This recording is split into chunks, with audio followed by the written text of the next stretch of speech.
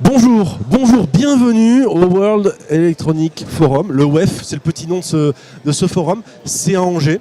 Si vous êtes de passage aujourd'hui dans la région, n'hésitez pas à venir. N'hésitez pas à venir demain parce que ce sera la journée ouverte au grand public. Aujourd'hui, c'est la journée professionnelle. Alors, c'est quoi le WEF? Le WEF, c'est un événement mondial. Ça faisait 12 ans qu'on l'attendait, qu'il n'était pas revenu en France. La dernière fois qu'il était passé en Europe, c'était à Londres.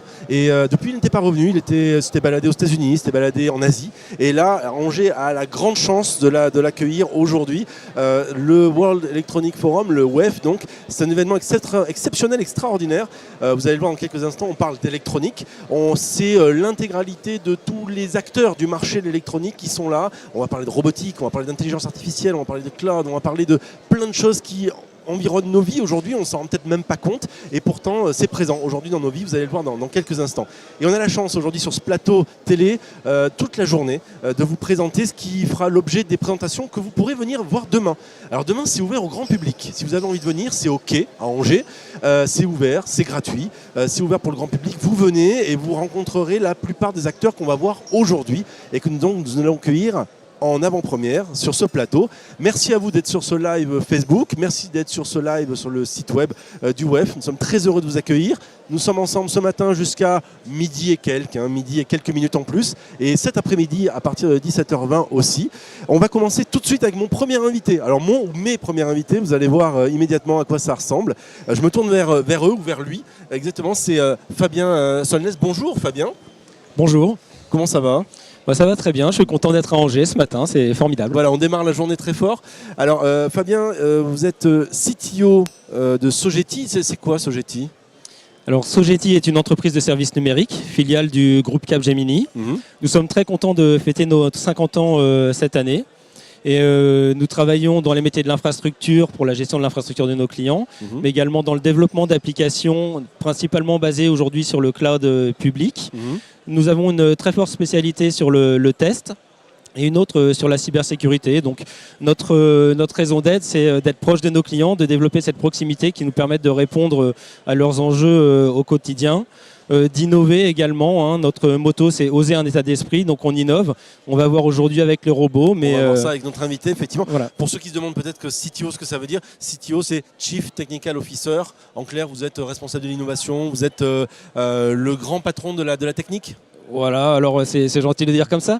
Effectivement, c'est un rôle de directeur technique avec une vision globale sur la technique. Et puis, j'ai également le rôle de directeur de l'innovation, tout à fait. Donc, on a compris. Donc, Sogeti, c'est une société qui crée. Et en l'occurrence, vous avez notamment créé cette personne, on va l'appeler comme ça, ce robot qui est devant moi, qui est devant nous.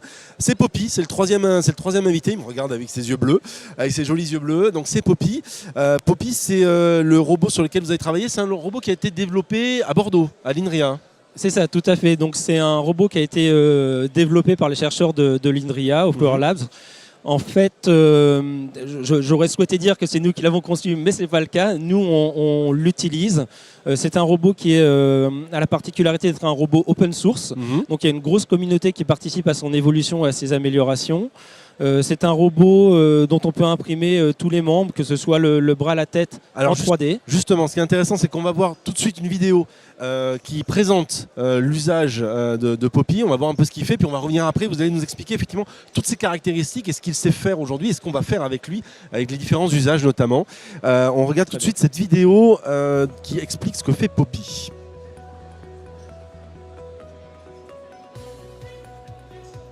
Je te branche ton Cherry. Je m'appelle Chérie, je suis là pour t'aider pendant ton séjour à l'hôpital. Ici, c'est ta chambre. C'est ici. Ce robot va participer à être présent vraiment tout le temps avec l'enfant, ce qui va permettre d'avoir ce lien pour lui en permanence. Combien font 9 fois 9 ? 81. Bonne réponse. Ce robot humanoïde va lui permettre de pouvoir vraiment échanger et de ne pas se sentir seul. Alice t'a envoyé un email. Tu peux le lire sur l'ordinateur. Je vais papa. Très bien, j'appelle ton papa avec l'ordinateur. Coucou, papa. Coucou Grégoire. Voilà, on vient de voir cette vidéo qui explique un usage de Poppy. On va revenir sur lui d'abord. Donc Poppy, exactement, c'est qui, c'est quoi? Présentez-le nous. Bonjour, bienvenue. Alors il parle pas. Hein, Salut Poppy. Non, alors, là, dans cette version-là, on a un écran qui n'est pas un écran tactile, mais il pourrait interagir. On l'a vu dans le film, il est posé sur une table, mais il pourrait avoir des jambes. Exactement. Racontez-nous ce que c'est que ce robot. Voilà. C'est un robot open source. Tout à fait open source, hein, donc issu de l'INRIA, avec une très forte communauté. Open source, ça veut dire quoi? Open source, ça veut dire que tout le monde peut participer à la conception et à l'évolution de ce composant, de ce robot. De quelle manière? Alors via des forums sur le web, on peut s'inscrire et puis on participe. On va donner soit du code source, soit un modèle 3D. Par exemple, les bras, la tête, on peut l'imprimer chez soi avec une imprimante 3D et lui donner la forme que l'on veut. Donc on va pouvoir échanger des modèles, par exemple. Donc je vais pouvoir choisir, voilà, si je ne veux pas une main, mais je veux quelque chose de particulier ou un avant-bras qui a une particularité, je peux. Et donc c'est produit avec une imprimante 3D. Donc autrement dit, on design les morceaux et ensuite on les met comme un mécano. C'est exactement ça. Alors, c'est une des grosses particularités de ce robot et un de ses grands intérêts, c'est que c'est un robot qui non seulement peut rendre service, comme on vient de le voir dans la vidéo, mais c'est aussi un robot qui a une vocation pédagogique. C'est-à-dire que c'est pas un robot qui arrive tout monté. Il arrive en kit, on a des sacs. Donc on arrive, on a les servomoteurs, on a les moteurs, on a les bras, les avant-bras, la tête, et donc on les assemble. Exactement, donc les servomoteurs hein, qui sont là pour faire bouger. Hein. Le servomoteur, c'est vraiment le muscle du robot en fait. On en a au niveau de la tête, au niveau des bras, au niveau des jambes quand on a mis les jambes. Mais tout ça arrive dans des sacs et les sacs de vis font 500 grammes, 1 kg, des toutes petites vis qu'on voit peut-être pas très bien à l'écran. Et ensuite on le monte. Et on le monte soi-même. Et alors on fait quoi avec Poppy aujourd'hui? Quels sont ses usages? Et notamment celui qu'on a vu dans le film il y a quelques instants, l'usage médical. Voilà, alors une fois qu'on l'a monté, il est prêt à être programmé. Le robot, si on ne le programme pas, il ne fait rien. Hein. Donc il faut qu'on le programme. Le projet qui a été montré, là, le projet de Chéri, qui est en fait un projet issu du concours qu'on fait avec des étudiants tous les ans, qu'on organise, qui s'appelle le Défi H hein, chez Sogeti, a pour vocation d'accompagner les enfants qui sont hospitalisés. Donc il faut savoir que 14% des hospitalisations des enfants durent plus d'un mois et que 75% de ce temps est passé seul dans la chambre, ce qui peut être un peu gênant, voire traumatisant pour certains enfants, même pas seulement en bas âge, hein, mais aussi adolescents. On l'a vu sur la vidéo, on a Poppy qui peut être posée sur une table à côté, on a un ordinateur. Qu'est-ce qui va se passer comme interaction? Qu'est-ce qu'on va pouvoir faire? Alors Poppy, on peut l'équiper de micros, de haut-parleurs, d'un écran tactile, comme vous le disiez tout à l'heure. Et là, on va pouvoir interagir avec lui, on va pouvoir lui poser des questions en langage naturel, c'est-à-dire on va lui parler naturellement, comme si c'était une personne douée de vie, j'ai envie de dire. Donc il y a l'intelligence artificielle? Il y a de l'intelligence artificielle. Alors l'intelligence artificielle n'est pas dans le robot, mais on utilise des intelligences artificielles qui sont sur le cloud public. D'accord. Donc en fait, on va parler à Poppy qui va aller interroger dans le cloud sur des serveurs cette intelligence artificielle et qui va ensuite répondre. Exactement. Elle est connectée en Wi-Fi, en réseau mobile, peu importe. Et effectivement, ça récupère toutes les réponses. Donc aujourd'hui, l'idée, c'est finalement d'être un compagnon, quelqu'un qui tient la main, qui tient compagnie à ses enfants dans les hôpitaux. Effectivement, donc on l'a développé, l'équipe qui a développé ce robot à Bordeaux a travaillé avec le CHU de Bordeaux également pour voir justement quelle était l'adoption en fin de compte par les enfants de ce robot. Alors justement, c'est quoi l'adoption? Parce que très souvent dans la robotique, notamment chez les adultes, on a peur. C'est d'ailleurs une vision un peu particulièrement, on va dire, occidentale, cette notion de crainte du Terminator, si je caricature un tout petit peu, qui n'a pas forcément les mêmes acceptations qu'on a en Asie. Aujourd'hui, ce robot, il est accepté comment, justement, notamment par rapport aux enfants et puis globalement les autres usages qu'on peut avoir. Aujourd'hui, on le reçoit comment, ce Poppy? Alors, au-delà de le recevoir en kit, on le reçoit plutôt bien, en fait. Effectivement, l'adoption par les enfants a été instantanée. C'est-à-dire, déjà, c'est un robot qui est assez petit, qui est loin d'être effrayant. On affiche des choses sur son écran qui sont plutôt rassurantes, dans des tons bleutés, violets, qui vont être aussi des couleurs qui vont apaiser les enfants. La voix est plutôt neutre, on va dire. Donc, pareil, il n'y a pas d'inquiétude. L'adoption a été très très bonne par ces enfants en milieu hospitalier. Ça leur a permis d'échanger des mails, même quand ils avaient les bras dans le plâtre. Ça leur a permis potentiellement de suivre certains cours quand il y a une webcam qui est dans la classe. Et donc, ça rompt complètement cet isolement. C'est une nouvelle fenêtre vers l'extérieur. C'est une nouvelle manière de communiquer avec un objet qui ressemble à une personne et donc qui permet d'avoir cette convivialité aussi qui est importante en milieu hospitalier quand on est tout seul. Alors Fabien, dans les minutes qui nous restent, j'aimerais bien qu'on parle un peu plus globalement de la logique de robotique et puis notamment donc, les usages liés à la robotique. Aujourd'hui, là, on voit un usage avec tout ce qui est dans le milieu hospitalier. Quels autres usages on peut imaginer pour la robotique aujourd'hui et à venir quels sont les points clés justement de l'accès? Pourquoi est-ce qu'aujourd'hui ça décolle? Alors que la robotique, ça fait des années dont on en parle. Moi-même, il y a une dizaine d'années, j'ai travaillé sur ce sujet-là. Aujourd'hui, pourquoi est-ce qu'on en parle partout? Pourquoi ça décolle? Alors aujourd'hui, ça décolle pour deux raisons. La principale, je pense, c'est que les intelligences artificielles, qui permettent donc de rendre ces robots intelligents, sont présentes, on les a tous dans notre poche, avec un Siri, avec un Cortana sur notre PC, ou sur le cloud avec de l'IBM Watson par exemple, et il n'y a plus qu'à les utiliser et à donner vie en fait aux robots. Donc il y a des briques, on va dire logiciels d'intelligence artificielle qui sont déjà disponibles. Exactement. Et donc qui permettent déjà de donner une interaction, voire une âme peut-être. Les robots ont-ils une âme dans les robots? C'est le premier élément. Et effectivement, c'est le premier élément, oui. Et ensuite? Alors ensuite, l'autre aspect, c'est aussi l'impression 3D qui rend vraiment très très accessible la fabrication de robots, les technologies un petit peu modernes, les servomoteurs qu'on voit ici, tout ça, ça a progressé, les coûts ont drôlement diminué, ce qui rend aujourd'hui la fabrication des robots beaucoup plus rentable en fait, et ce qui les rend accessibles à tout le monde. Économiquement accessible. Voilà. Après, dans les usages, on a déjà vu il y a quelques années les robots aspirateurs arriver, on a les robots dans l'industrie qui existent depuis très longtemps. Moi, les usages que je vois aussi sur la robotique, au-delà des robots présentateurs, des robots compagnons, c'est vraiment tout ce qui a amélioration de la vie de l'homme par deux aspects. Les prothèses, aujourd'hui, quand on a perdu une jambe, un bras, l'usage d'un membre en tout cas. Un homme augmenté ? Exactement, c'est Steve Austin, l'homme qui valait 3 milliards, pour ceux qui étaient déjà là.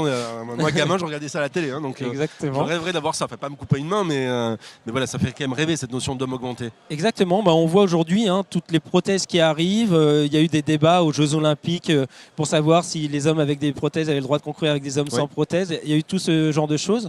On a une start-up française aujourd'hui qui est très forte pour rendre la vue à des aveugles avec des implants rétiniens qui permettent de lire un texte sur un écran. C'est quand même des choses formidables.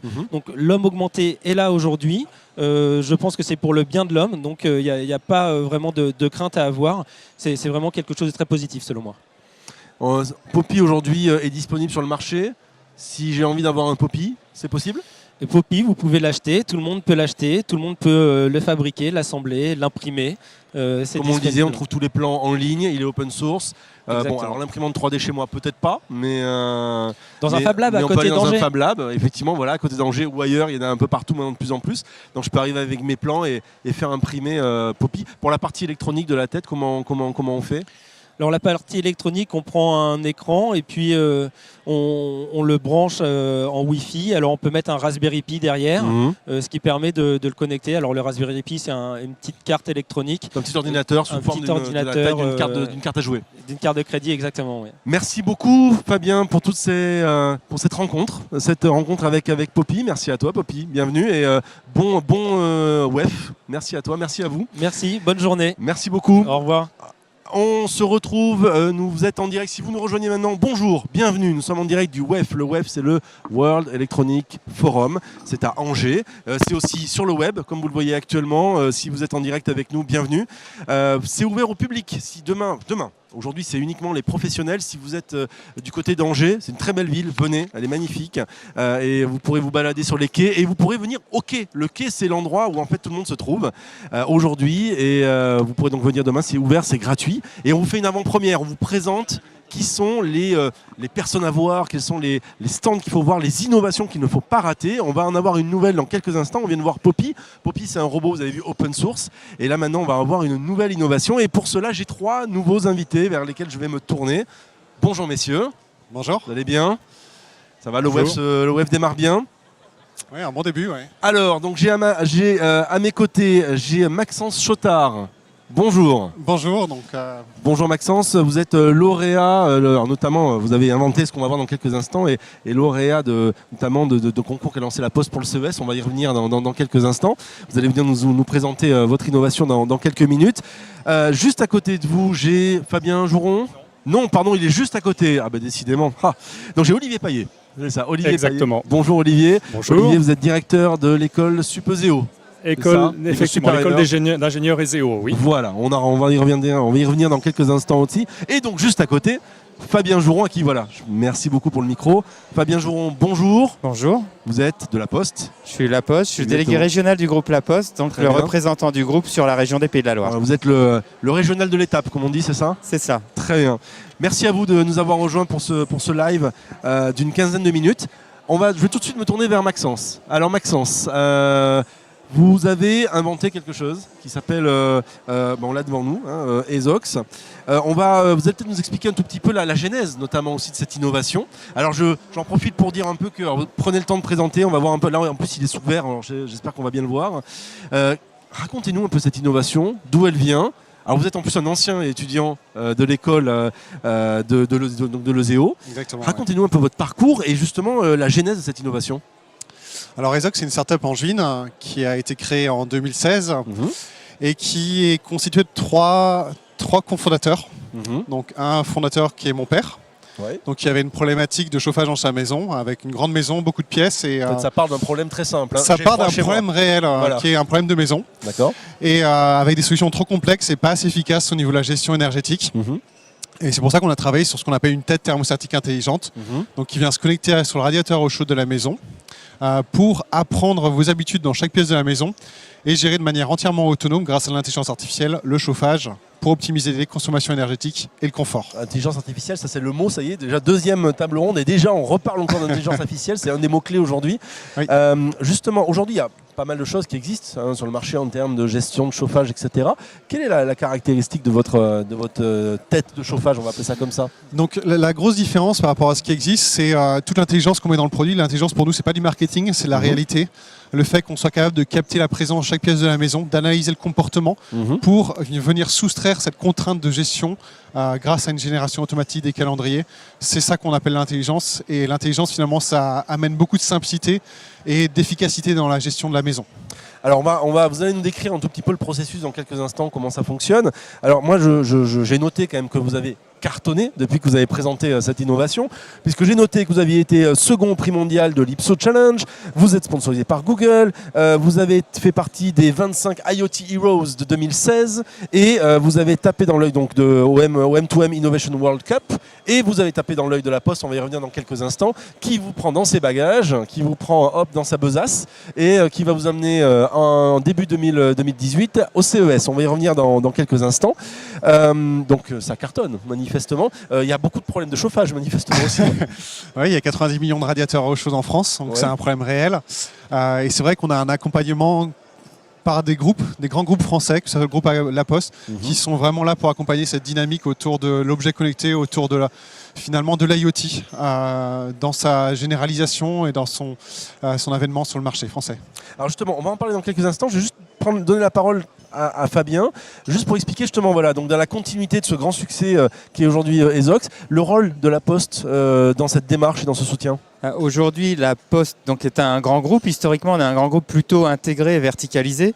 On se rend compte que pour être efficace et efficient et agile, il faut faire des coopérations, être ouvert. Donc on travaille avec d'autres grands groupes, on travaille avec des ETI, des PME, mais aussi des startups. Alors, effectivement, la Poste s'est ouverte depuis quelques années aux startups et a créé un système. Donc aujourd'hui, on est ouvert aux startups, on travaille avec des startups. Sur le stand qui est derrière moi, il y a par exemple Tikizi qui fait la tablette pour les seniors avec lesquels on travaille beaucoup et on associe le lien humain du facteur avec le travail de la startup.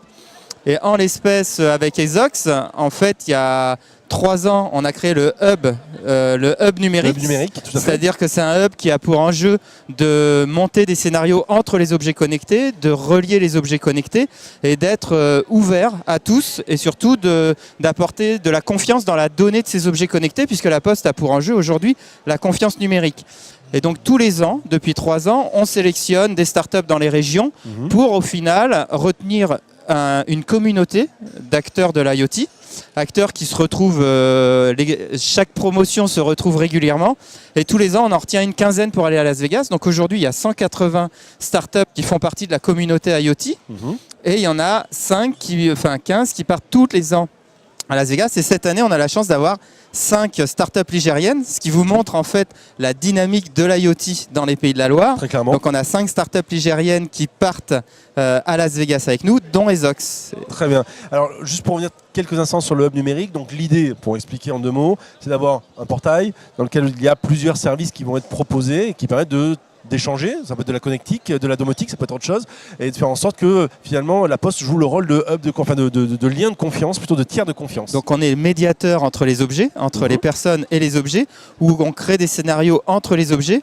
et toutes ces données qui sont transmises entre objets sont gérées dans le hub, sachant que nous, ce qu'on souhaite, c'est protéger ces données-là, faire en sorte que tout soit réellement dans la confiance. Donc Ezox va se connecter au hub, on va apporter des fonctionnalités à Ezox qu'il n'a pas ou dont il a besoin, des briques pour dynamiser et essayer d'aller plus rapidement. Et derrière, si on branche le thermostat sur le hub des objets connectés, on pourra monter des scénarios avec d'autres objets de la maison, puisque c'est ce qu'indiquait hier soir Christophe Béchu lors de sa conférence. Bientôt, on aura 200 objets connectés par maison. Ah oui, 200 quand même, ça fait beaucoup. Ouais, je sais pas, c'est un chiffre qui a été cité hier soir, donc je m'y réfère. Je pense que M. Paillet est plus... on va venir dans quelques instants. On en a 5 aujourd'hui, on en aura 200 dans quelques années, ont indiqué hier soir les intervenants. Et donc, c'est ces 200 objets, est-ce qu'ils n'ont pas des scénarios à monter? Est-ce qu'ils ne doivent pas parler entre eux? Est-ce qu'on ne doit pas augmenter en fait l'intelligence entre ces objets? Voilà. Alors justement, on va revenir donc on en parlera dans quelques instants. Vous allez nous expliquer un peu le futur justement des ingénieurs dans tout ce qui est IoT, mais on va revenir sur Ezox puisqu'on en parlait. Donc présentez-nous, expliquez-nous Ezox et ce thermostat, comment ça fonctionne. Alors, juste pour préciser un petit peu, c'est vrai que j'ai pas trop introduit, je me suis pas trop introduit. Donc moi, je suis ingénieur ESEO. On est accompagné par l'école d'ingénieurs l'ESEO depuis nos débuts. Et le produit qu'on développe, la tête thermostatique, donc est vraiment un produit de confort, un produit aussi associé au bien-être dans la maison. Je vous ai parlé de toute la partie intelligence au niveau de la gestion du chauffage, donc optimisation des coûts de l'énergie, mais aussi du confort dans la maison. Mais c'est un produit qui se veut être la base de la maison intelligente. Toute la partie captation de présence est utilisée aussi pour offrir des services aux particuliers, tels que la détection d'intrusion, la localisation de personnes, l'apprentissage des habitudes des personnes âgées. En fait, c'est toute une solution qui est là, qui est unique et qui offre toute une palette de services pour le bien-être pour les utilisateurs. Et ces services sont à la carte. Alors donc là, on le voit, on a un détecteur devant, c'est ça? Il y a un détecteur de présence. Oui, chaque tête thermostatique est équipée d'un détecteur de présence. Donc j'ai mes radiateurs chez moi, j'enlève le petit bouchon et je mets ça. Exactement, on dévisse l'ancien produit et on vient installer notre nouveau produit qui apprend jour après jour vos habitudes. Il se connecte sur mon Wi-Fi? Il se connecte via une box au Wi-Fi. D'accord. Et il vient transférer toutes ces informations sur le cloud de manière extrêmement sécurisée pour permettre un accès distant via une application mobile. Et donc à partir de là, lui, il sait qui est là, qui n'est pas là. Je peux gérer à distance depuis mon application mobile les températures dans des différentes pièces. Exactement. Et l'intelligence est là pour anticiper. Ça, c'est vraiment une de nos forces. D'accord. C'est qu'on n'est pas la notion d'intelligence artificielle. Exactement. Okay. L'anticipation, c'est aussi mettre le système en marche en avance pour éviter déjà de consommer beaucoup trop lorsqu'on fait des pointes d'appel de consommation. Et aussi pour être capable d'amener un confort dès que l'utilisateur rentre chez lui. Est-ce à dire que si par exemple j'ai une maison ou un appartement avec plusieurs pièces, il y a une personne dans la journée qui est là par exemple, une personne âgée, on va dire qu'on va détecter, l'appareil va détecter par exemple qu'elle est dans le salon et dans sa chambre, donc elle va uniquement chauffer ces pièces-là et baisser la température des autres. C'est assez automatique ou est-ce qu'il faut que je le programme? Oui, c'est vraiment la grande avantage d'une tête thermostatique, c'est que c'est un système multi-room, donc on gère chaque pièce indépendamment dans la maison, avec des températures différentes, dans la salle de bain, dans la chambre, et surtout un calendrier de chauffage qui est indépendant. On n'est jamais dans toutes les pièces de la maison en même temps. Donc pourquoi chauffer toutes les pièces de la maison en même temps? C'est ce que fait les thermostats centraux. C'est ce qu'a décidé de solutionner Ezox avec une tête thermostatique. Bon, on est d'accord que moi je vais le prendre tout de suite, parce qu'en fait ça m'intéresse chez moi, franchement, parce que j'ai déjà des problèmes déjà de gestion de température. Merci pour cette explication. Justement, on va se tourner vers vous, Olivier. Olivier Paillet, donc vous êtes le directeur de Lezeo, donc dont est issu Maxence. Vous êtes très fier d'ailleurs, je pense. Je suis très fier, effectivement, de Maxence et des autres entrepreneurs qui sortent de Lezeo et aussi de tous nos ingénieurs. Alors qui sortent de justement, Lezeo, expliquez un tout petit peu s'il y en a d'autres. Expliquez-nous un peu ce que c'est que Lezeo pour ceux qui ne le connaissent pas. Alors, très brièvement, puisqu'on parle ici, on est dans la semaine de l'IoT, on est dans la semaine de l'électronique et des nouvelles technologies. Nous sommes en gros l'école de l'IoT pour simplifier. C'est-à-dire qu'à Lezeo, on enseigne l'intégralité des disciplines de l'IoT. Que cela aille du hardware, de l'électronique, jusqu'au big data, jusqu'à l'intelligence artificielle, au software, au réseau, aux télécommunications, au traitement du signal. Toutes les nouvelles technologies qui rentrent dans l'IoT de bout en bout sont finalement notre domaine à Lezeo. D'ailleurs, vous avez lancé un bachelor de solutions numériques connectées, il me semble, très récemment. Donc on offre des formations d'ingénieurs, mais aussi des formations plus courtes. Une formation plus courte en 3 ans de bachelor, qui permet également d'appréhender ce type de compétences, et aussi une formation par apprentissage. Donc on peut se former sous statut étudiant, sous statut apprenti, et une formation courte ou une formation longue. Alors on le voit avec Maxence aujourd'hui, il y a effectivement un creuset extraordinaire de possibilités d'entrepreneuriat, notamment par rapport donc à des innovations comme celle-ci. Le marché est extraordinaire, on l'a vu tout à l'heure avec Poppy, on expliquait que finalement la disponibilité de choses qui n'existaient pas avant, l'intelligence artificielle qu'on peut trouver assez facilement, et la mise en industrialisation qui devient de plus en plus, on va dire, simplifiée, si on peut dire, mais et aussi une appétence du marché à ces solutions-là, font que j'imagine que le profil des ingénieurs est en train d'évoluer. Le profil des ingénieurs évolue, et également à Lezeo, nous avons fait le constat il y a 3 ans que nous étions dans le domaine qui innove le plus. En fait, les 2/3 des startups se créent sur des métiers et des technologies qu'on enseigne à Lezeo. Donc on s'est dit que ce n'était pas possible de passer à côté de cette vague de l'innovation et qu'il fallait donner à nos jeunes qui avaient envie la culture et l'accompagnement nécessaire pour innover, pour entreprendre, pour que ceux qui aient vraiment un jour envie de franchir le pas puissent le faire en ayant été déjà initiés, formés à cette démarche entrepreneuriale. Donc ça commence très en amont par une initiation volontaire pour ceux qui le souhaitent à la démarche entrepreneuriale, et puis ensuite pour ceux qui le prennent au sérieux, qui ont vraiment un projet et qui ont envie de se lancer, eh bien ils peuvent le faire pendant leurs études, comme l'ont fait Maxence et Baptiste. Ils deviennent ce qu'on appelle étudiants entrepreneurs. On aménage leur cursus pour qu'ils puissent travailler sur leur projet entrepreneurial pendant leurs études. Donc c'était le cas des Ox. Voilà, c'était le cas des Ox. Donc ils sont allés gagner des prix en Californie alors qu'ils étaient encore étudiants à Lezeo. Donc on leur a donné du temps, on leur a même donné quelques étudiants pour les accompagner à développer un certain nombre de prototypes pour qu'ils puissent avancer plus vite dans leur projet. Et puis on les accompagne également avec un incubateur qui se développe et des moyens de prototypage, un atelier de prototypage rapide. Une partie de ces prototypes a été développée directement chez Lezeo. Je crois que vous dormiez pratiquement dans le Fab Lab de Lezeo. Donc il y a un Fab Lab, fabriquer. Il y a de l'imprimante 3D, on peut générer effectivement des pièces. Imprimante 3D, découpe laser, il y a beaucoup de matériel. Et c'est vrai que pour nous, startups qui démarrons et qui ont peu de moyens au départ, eh bien, Lezeo a vraiment été une structure pour nous accompagner. Ça fait 2 ans qu'on nous accompagne. On nous accompagne aussi sur toute la partie recherche. Lezeo a vraiment une grande partie recherche et beaucoup de compétences à ce niveau-là. Et quand on développe un produit en électronique où il y a énormément de technologie, avoir des compétences extrêmement précises, c'est un atout clair pour une start-up. Olivier, juste pour conclure, sur justement l'évolution aujourd'hui du marché, notamment pour les jeunes ingénieurs, on le voit, des sociétés comme La Poste qui s'intéressent. Alors franchement, il y a quelques années, on aurait dit La Poste se met à faire de la domotique, du hub numérique, on n'y aurait peut-être pas cru. Aujourd'hui, les sociétés changent, elles se servicissent beaucoup. Qu'est-ce qui est crucial pour les années à venir? Justement, qu'est-ce qu'on voit, les tendances que l'on voit venir et qui sont cruciales et qui vont faire le marché de demain? Les tendances, c'est vraiment la généralisation du monde connecté. On parlait de La Poste, il y avait aussi cette semaine la SNCF, Enedis, toutes les grandes entreprises qui voient le potentiel des objets connectés, du monde connecté pour se réinventer, changer leur business model. Pour parler simplement de cette semaine, nous avions le colloque de l'IoT à Lezeo mercredi, et cette semaine, il y avait 1000 personnes qui sont venues imaginer ensemble les innovations permises par l'IoT avec des conférences, des expositions, etc. Et absolument dans tous les secteurs, vous en trouvez dans la maison intelligente, mais aussi la e-santé, la ville intelligente, les transports intelligents, la gestion intelligente de l'énergie qui peut être dans la maison ou plus largement dans les réseaux énergétiques. Smart City. Smart City, exactement. Tous les secteurs aujourd'hui sont concernés et c'est pour ça qu'ils s'arrachent un peu nos ingénieurs. Automobile connectée, voiture autonome. Exactement, automobile connectée, voiture autonome, c'est l'enjeu énorme. L'automobile est en train de basculer du monde de la mécanique pure au monde de l'intelligence, au monde de l'intelligence embarquée, de l'intelligence répartie. Et donc c'est exactement ce type de technologie qui est au cœur des préoccupations du secteur des transports. Merci messieurs, merci de votre venue, bon salon, bon WEF. Merci à vous de votre présence et de tous vos éclairages. Nous sommes donc toujours au WEF. Le WEF, c'est le World Electronic Forum. Pour ceux qui nous rejoignent, merci. Pour ceux qui nous rejoignent sur le live actuellement que vous pouvez trouver sur le site du WEF et puis sur la page Facebook, n'hésitez pas à venir nous voir. Ce sera demain, si vous êtes à Angers. Très belle ville, Angers, venez. Ce sera au quai. Donc les quais, c'est près des quais. C'est très mignon, c'est très agréable. Vous pouvez vous balader et venir directement voir ce qui va faire l'avenir de l'électronique et de votre quotidien demain, puisqu'en fait, c'est pas que du B2B, c'est aussi comprendre ce qui va faire l'avenir de votre quotidien, de mon quotidien aussi, au travers des usages électroniques.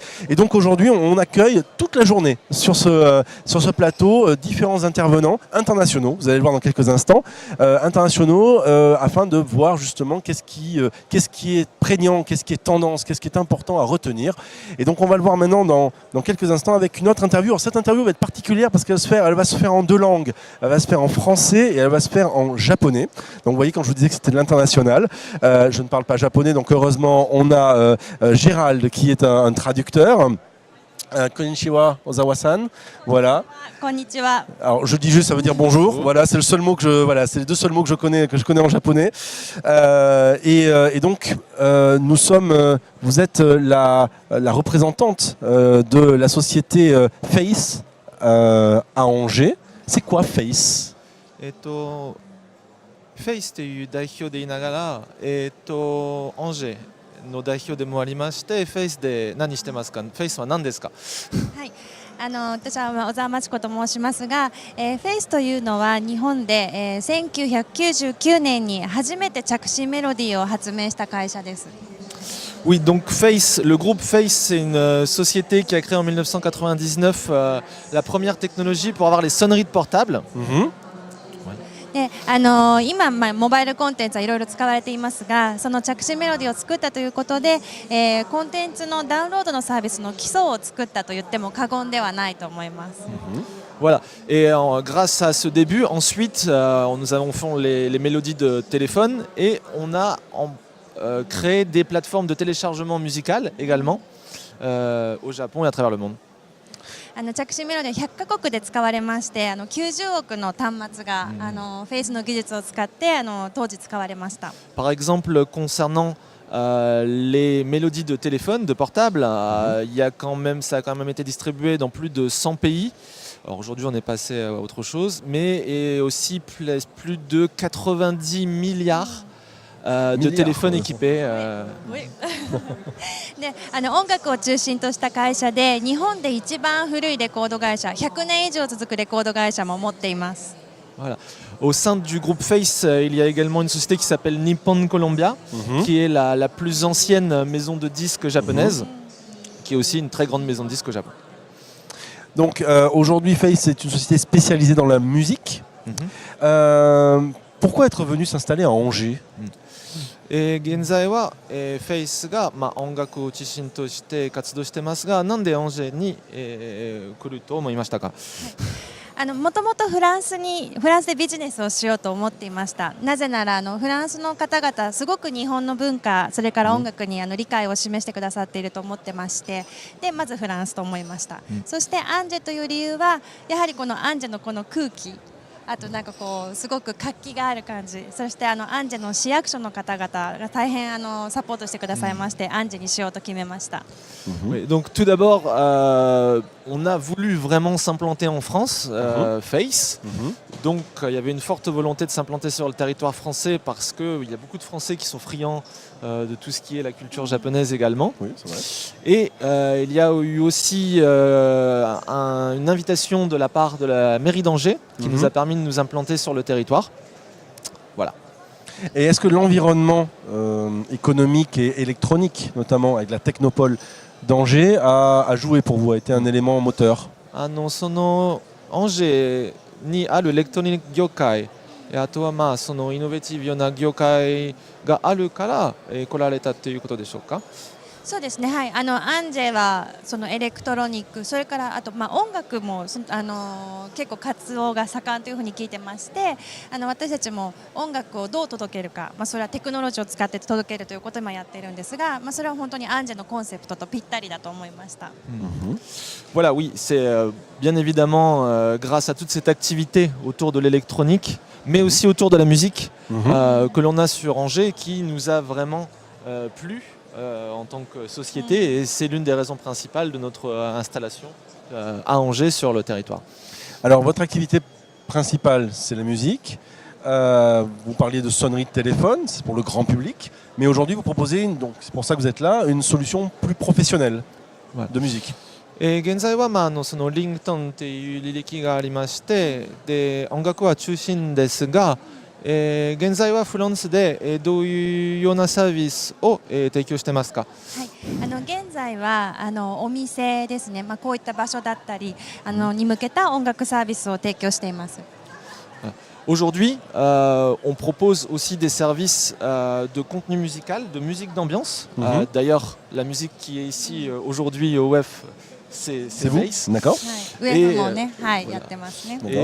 on propose aussi de la musique aux différents magasins, espaces publics, avec un service approprié, une application appropriée. D'accord, donc c'est une sorte de Spotify pour les professionnels. Ça s'appelle Pharao Pro. Est-ce qu'on peut expliquer un tout petit peu le pourquoi? Pourquoi est-ce que vous proposez cette offre? Quelles sont les problématiques qui se présentent aux professionnels pour leur proposer cette offre-là? Spotify みたいなサービスで、どうしてこういうアプリケーションがありますか？プロフェッショナルいわゆる会社がどういうニーズがあってこういうサービスを、オファーしようと思いましたか？そうですね、やはり音楽とブランドというものは本当にすごく密接に紐づいているものだと思います。はい。Donc oui, voilà. Aujourd'hui, tous les espaces, les magasins sont obligés de proposer de la musique. Oui. Donc c'est une problématique qui est liée à beaucoup d'entreprises. ですので普通にSpotify とかありますが、やはりお店向けにそのブランドのコンセプトに合わせてどういうふうに音楽を提供するかというのはすごく大事なことだと思ってまして、voilà. フランスでそれをやりたいと思いました。Aujourd'hui, oui, effectivement, on trouve des plateformes comme Spotify, mais nous, on propose vraiment la musique qui est adaptée et pensée pour les magasins, pour les espaces. Donc on leur propose exactement la musique dont ils ont besoin et qui représente bien leur société, leur image. Comment on choisit? Alors comment une entreprise, un magasin, une chaîne de vêtements par exemple, je sais pas, H&M par exemple, comment est-ce que vous définissez cette teinte musicale? Comment ça fonctionne? Comment ils vont utiliser votre plateforme pour ça? 例えば H&M っていう、ブランド会社が、どのように、うちのサービスを、利用できますか？どういう考え方でそういう会社だったら提供しますか？私たちは150チャンネルものの、たくさんのムードに合わせたまず音楽のチャンネルを持っています。Premièrement, l'application comporte déjà aujourd'hui plus de 150 playlists différentes, toutes pensées pour des humeurs ou des lieux particuliers. D'accord. ですのでそのブランドの方々 H&M の方が自分で好きなように選ぶこともできます。それ以外にそのブランドがどういうことをしたいかということを聞きまして、例えばテンポだったり音の感じだったりということを注意しながらプレイリストをオリジナルで作るということも、やってます。Voilà, dans un premier temps, une société comme H&M peut tout à fait piocher dans ces 150 playlists pour trouver, selon les espaces, la musique qui serait la mieux adaptée, selon les magasins. Mais on travaille aussi en sur-mesure, c'est-à-dire qu'on écoute en détail la fibre de la société et nos artistes, nos directeurs artistiques peuvent leur proposer une playlist sur mesure que l'on construit de zéro avec eux pour que ce soit parfaitement adapté à leur magasin, à leur image et à leur marque. Donc vous avez des directeurs artistiques, vous avez des programmateurs musicaux dans votre société qui permettent de proposer quelque chose de sur mesure. 社内では、アーティスティックディレクターという方々がいて、彼らが、専用チャンネルを作れますね。はい、おっしゃる通りです。Voilà, c'est exactement comme vous venez de le dire. On a vraiment des directeurs artistiques qui proposent cela. Alors, je crois qu'il y a aussi un problème de droit. Très souvent, on entend dans les magasins de la musique qui passe, mais effectivement, pour des grandes chaînes, en France notamment, il y a la question de verser des droits aux différentes entités qui reversent ça aux différents acteurs du marché. C'est quelque chose que vous prenez en charge ? 著作権の問題があると思いますが、やっぱり放送に戻さなきゃいけないお金がありまして、これフェイスが、それが対応してますか？はい、もちろんそうです。フランスはすごく権利にしっかりした国ですし、そのルールにのっとってきちんと権利者にお戻しするということをやってます。Voilà, donc nous on suit, et d'ailleurs c'est très bien fait en France au niveau des droits d'auteur. Donc nous, on s'occupe de tout ça, on fait en sorte d'être dans les règles, dans les lois françaises pour que ce que nous diffusons soit reversé aux auteurs. Il y a une partie dont les marques se chargent et une partie dont nous nous occupons. Aujourd'hui, si j'ai un magasin, un tout petit magasin, je ne suis pas une grande chaîne, je suis un petit magasin, est-ce que je peux aussi utiliser votre solution? C'est quelque chose qui est adaptable selon la taille de l'entreprise? 今私が1店舗のオーナーだけでしたら、あなたのサービスっていうのは加盟できますか？はい、もちろんです。はい。Oui, bien évidemment. タブレットごとお渡ししますので簡単にもうすぐ使えます。 Voilà, notre application se déploie immédiatement et très facilement. On fournit une tablette sur laquelle notre application est installée. Tout de suite, elle arrive dans votre magasin et vous pouvez commencer à utiliser nos services musicaux. Si je veux améliorer l'ambiance musicale, je trouve que ce que vos directeurs artistiques m'ont proposé, c'est pas mal, mais j'aimerais quelque chose d'un peu différent. Je peux interagir avec l'application. Comment se fait l'apprentissage? もし、提案されている音楽よりはいいものを私が、提案したいのであれば、あなたのアーティスティックダイレクターが、くれたプレイリストに対して何とか、好きなことをお願いできますか？はい、できますよ。もし自分で例えば曲を作っていて、自分で例えば自分の曲があるということでしたら、それをお預かりしてファラオプロの中に入れて、流すということもできます。Voilà, et tout à fait possible. On est à l'écoute de nos clients et si vous avez certains morceaux ou même des musiques que vous avez fait vous-même que vous voulez intégrer et diffuser dans le magasin, on se fera un plaisir, soit de les ajouter, soit de répondre à vos demandes dans le détail. Quel est l'avenir, les prochains développements, les améliorations que vous allez faire sur cette logique de musique? Quelque part, c'est de la customer experience. C'est une manière d'améliorer l'expérience d'un magasin. C'est quoi l'étape d'après? 今カスタマーエクスペリエンスを中心にサービスを提供してますが、今後は、それに加えて、どういうようなサービスを出すと考えてますか？はい、日本の音楽をもっともっとフランスの方々に身近に聴いていただけるようなサービスを作っていきたいと思ってます。Voilà, on réfléchit à des services pour pouvoir proposer encore plus de possibilités aux Français, au public français, d'écouter ce qu'on peut proposer en termes de musique. Est-ce qu'on peut imaginer que l'intelligence artificielle vienne apporter quelque chose justement à ce choix de musique qui fait que, au-delà de vos directeurs artistiques, il y aurait un système qui permettrait d'améliorer constamment l'offre musicale? Alors, AI, Artificial Intelligence っていうようなサービスで常に人間ではなくて、自動的に提供している音楽がもっと店に合うような仕組みとか考えられますか？そうですね、はい、日本ではそういったことも今考えてまして、例えば来店した方の例えば性別であるとか年齢であるとかそういったものを特定して、自動的に音楽を出し分けるというようなことも、今考えたりしています。Ce sont effectivement des choses qui sont en projet au Japon actuellement. Donc on est en train de réfléchir à proposer de la musique en magasin par exemple en fonction de l'âge, du sexe ou des gens qui viendraient visiter le magasin à des moments précis. Voilà. 音楽と AI っていうキーワードはすごくいろいろな可能性があると思います。Voilà, elle pense qu'il y a vraiment énormément de possibilités qui relieraient l'intelligence artificielle et la musique. Parfait. Domo arigato. ありがとうございます。Merci beaucoup. Je vous en prie, merci à vous. Merci Gérald pour la traduction. C'est très impressionnant. Merci à vous de nous avoir expliqué ce que faisait Face.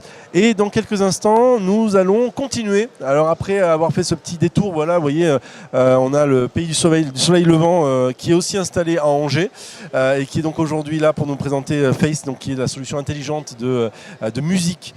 Eh bien, nous allons maintenant passer à toute autre chose. Vous allez voir. Aujourd'hui, c'est comme ça. C'est en live. C'est au World Electronic Forum à Angers. Si vous êtes sur le coin, si vous avez envie de venir, si vous êtes parisien, c'est vraiment pas loin, hein, franchement. Et si même vous êtes ailleurs que Paris et autour d'Angers, venez, ça en vaut la peine, c'est ouvert demain, c'est gratuit, ce sera ouvert à tout le monde. Aujourd'hui, c'est une avant-première qu'on vous fait avec tous les professionnels du domaine qui vont être présents et vous allez le voir, on parle de plein de sujets. On a parlé jusqu'à présent de robotique, on a parlé d'objets connectés, on a parlé de musique et maintenant on va parler de chaussures. Vous voyez, franchement, on change du tout au tout.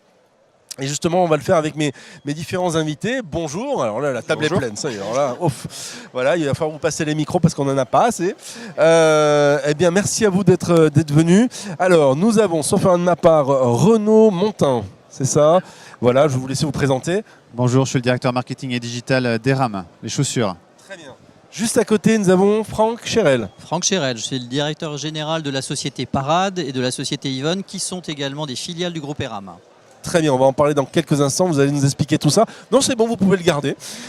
Juste à côté, Sébastien Châtelier. Bonjour, Sébastien Châtelier, membre du directoire du groupe électronique Eolan. Très bien. Et pour finir, Emmanuel Leclerc. Bonjour, je suis directrice marketing et communication de la Cité de l'Objet Connecté. Parfait. On a une demi-heure ensemble. Donc on va prendre le temps de parler de tout ça, de parler de ces chaussures, de parler de la Cité de l'Objet Connecté. On va parler un peu d'Eram d'abord, peut-être pour positionner un peu tout ça, qui est une entreprise centenaire. Bientôt centenaire, non, 90 on a 90 ans cette année, mais c'est déjà pas mal. C'est déjà pas mal, voilà. Donc, et donc justement, cette vénérable maison n'a pas cessé d'innover en 90 ans. Exactement, hein, puisqu'on est une entreprise locale, puisque nous sommes basés à Saint-Pierre-Mont-Limard, dans le Maine-et-Loire. Elle est dirigée par Xavier Biotto, qui est le petit-fils des fondateurs. Et donc on n'a pas cessé de se transformer depuis 90 ans. Hein. On vient de la production et aujourd'hui on est dans les objets connectés. Et donc notre business model a évolué au fil des décennies. Et aujourd'hui on présente avec Parade et Eram des vraies innovations mondiales, puisque c'est des premières à chaque fois sur différents usages. On va regarder tout ça. Vous avez dit un mot intéressant, le premier de la matinée qui est business. Enfin, pas le premier mot intéressant de la matinée. Oh là. Non mais je l'entends pour la première fois de la matinée et c'est intéressant, je vais faire attention à ce que je dis quand même, c'est business model. Pour moi, Eram ça vend des chaussures, mais ça apparemment pas du tout, ou plus du tout peut-être. Alors Eram, on est le leader en fait en France de la chaussure en centre-ville, centres commerciaux, on a à peu près 250 points de vente. Et voilà, ça c'est notre cœur business. Mais en fait, on doit aussi aujourd'hui développer des nouveaux marchés, créer de la valeur avec des nouveaux usages, puisque les clients en fait ont besoin aussi d'être surpris, d'augmenter la désirabilité de la marque. Et donc on invente en fait des nouveaux modèles. Et là, la partie objet connecté fait partie de ces nouveaux modèles-là et c'est de ces nouveaux marchés aussi, puisque aujourd'hui on adresse avec Eram par exemple un nouveau segment qu'on appelle la Fashion Tech, qui est un tout nouveau segment et donc qui mélange le côté fashion et le côté tech, voilà. Et le côté fashion tech. Et la tradition. Les choses sont bien faites. La tradition, puisqu'on est encore avec Parade, le plus gros fabricant de chaussures en France. Le groupe Eram produit dans le Maine-et-Loire, dans ces deux sites, 1,2 million de paires de chaussures. Et donc on mélange ce savoir-faire qu'on connaît bientôt centenaire, dans 90 ans, et de la technologie. Alors justement, on va parler de cette chaussure qui est juste devant vous, on va l'avancer un tout petit peu. On va diffuser aussi un film en attendant qu'il va la présenter, c'est la Shoes. Shoes by Eram. Shoes by Eram. On va avoir un petit film qui va présenter, et vous allez parler dessus, qui va présenter cette chaussure. Donc c'est un exemple de ce que vous appelez votre nouveau business model, la Fashion Tech. Voilà, c'est un exemple de cette Fashion Tech. C'est-à-dire que là, en fait, on a parti du principe des clients qui viennent chez nous dans les magasins et qui disent j'ai acheté cette robe-là, cette robe rouge, et je veux la chaussure qui va avec. Et on s'est dit, on va créer la première chaussure caméléon qui va changer de couleur en fonction de votre tenue. Et donc la vraie innovation, et ça c'est une première aussi mondiale, c'est que la tige de la chaussure, c'est la partie là qui recouvre le pied, c'est elle qui va évoluer en fait en fonction de vos envies. Donc, vous le verrez à peu près dans le film, elle est pilotée en fait en live avec une application de smartphone et on va pouvoir en faire changer sa couleur ou capturer des couleurs aussi votre chemise est en noir aujourd'hui, mais elle aurait été rouge, j'aurais pu capturer les couleurs de ce rouge-là et le reproduire sur la chaussure. Donc on va voir dans quelques instants effectivement ce film qui présente la chose. Donc pour expliquer concrètement, là la couleur bleue que l'on voit, on peut la changer, c'est ça? Voilà, alors ça c'est une bande de fibre optique qui est tissée, qui est reliée elle-même en fait à une LED qui est à l'intérieur de la semelle, elle-même reliée en fait à un module électronique et qui communique en Bluetooth avec une application smartphone. Donc là par exemple sur mon application, je vais faire changer la couleur. Là, je le fais en live. J'espère qu'on le voit bien à l'écran. On va prendre le temps de zoomer. Voilà, je vais la mettre là. On va prendre le temps de zoomer. Là, on voit bien effectivement la bande de couleur qui change. Voilà, on le voit bien. Et on a 3 fonctionnalités. Soit je change avec un spectre. Vous pouvez voir. Alors, on va mettre le spectre juste là devant. Attendez, permettez. Voilà, on le voit bien ici. Voilà, là, on voit bien le spectre de couleur juste là. Voilà. Ou soit je prends la fonction caméra. Et je vais flasher le badge bleu de Franck. Hop, ça va répercuter la couleur. Et le bleu s'affiche directement dessus. Exactement. Et donc c'est assorti exactement. Alors on va au badge de Franck. Et je vais vous demander une prouesse, c'est que vous allez chanter en fait. Mon Dieu, je vais chanter quoi? Je ne sais pas moi. Ou du beatbox, que vous voulez. Quand te reverrai-je, pays merveilleux, tous ceux qui s'aiment vivent à deux. Voilà, c'est bon. Et donc ça clignote, c'est ça, ce que je dis en même temps. Voilà, par exemple, mais c'est extraordinaire en boîte de nuit. Exactement. C'est pour ça que je vous vois bien là-bas. Peut-être ce soir. Après, on m'a dit qu'il y avait les nuits angevines étaient assez intéressantes. Ce qui était à Angers reste à Angers. On est bien d'accord. Mais ça, on verra ça. On n'en est pas là. Donc ça, c'est un premier exemple. Et c'est un produit qui est 100%, 90% allez, made in Pays de la Loire. D'accord. C'est fabriqué à Montjean-sur-Loire, à quelques kilomètres d'ici. La R&D était faite avec Eolan, avec toutes les équipes d'Eolan à Combray, donc dans le 49, dans le Maine-et-Loire, donc pour le hardware et le software. Et elle est en ce moment produite à la Cité de l'Objet Connecté à Angers. Donc l'électronique, on a prototypé l'électronique à Angers. Et en ce moment, il y a la production qui a lieu, puisque en fait, elle est en vente sur eram.fr depuis avant-hier, en précommande. Et le 15 novembre, on pourra les envoyer. Alors justement, on va parler d'Eolan dans quelques instants, puis on reviendra sur ces autres modèles de chaussures. Exactement. Juste pour préciser, donc voilà, aujourd'hui elles sont disponibles, c'est pas un proto, c'est pas pour faire joli, c'est pas un concept du genre, vous voyez comme on est innovant, mais on n'a fait qu'une seule et donc on va repartir avec. Non, ça marche vraiment et c'est vraiment vendu. Ça fait 18 mois qu'on travaille dessus, puisqu'on l'a présenté à un salon à Lille il y a 2 ans, on est parti au CES 2 mois après, et là on a travaillé avec la Cité de l'Objet Connecté et Eolan sur la conception depuis 12 mois, donc c'était assez rapide au final. Puisque l'enjeu, en fait, on connaît notre métier, le savoir-faire de la chaussure, ils connaissent leur savoir-faire électronique et l'enjeu a été de collaborer pour en fait en faire un ensemble, un tout, quoi. Et ça a été le plus difficile puisqu'on est sur un produit qui bouge, un produit qui est en 3 dimensions, un produit qui a la flexion, qui a des chocs, qui a de l'eau, et donc il a fallu en fait mettre au point tout cela. Et donc avec nos 3 savoir-faire, on a réussi à produire cette chose. Voilà. Donc elle est vendue sur eram.fr. Voilà, si je la veux. En ce moment, right now, sur eram.fr, pour au la prix de 289 €. D'accord. C'est une série limitée de 170 exemplaires. On a ouvert des précommandes jusqu'à la fin du WEF, jusqu'à lundi. Et après, à partir du 15 novembre, ce sera de nouveau disponible sur eram.fr et à Paris Forum des Halles. Pourquoi série limitée? Il y a une raison à ça? Vous voulez tester le marché? Il y a une raison à ça, c'est que c'est notre première mise sur le marché.